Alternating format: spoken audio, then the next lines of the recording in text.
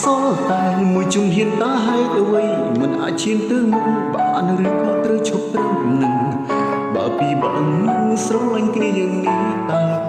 មិនអាចទៅមុខរួចទៀតទេឆ្លងថាដេកពេលខ្លះធ្វើដូចបារម្ភនឹងរូបបងខ្លាំងពេលខ្លះដូចមិនអើឬក៏បែរដូចស្ងួននៅតែទៅទៀតនឹងព្រមម្នាក់នោះអូនប្រាប់មកក៏មិនចង់ឃើញអូនចោលគេព្រោះបងក៏មិនចង់ខ្លាចខ្លួនដនដាងសង្សារគេមិនញញឹតនឹងទឹកភ្នែ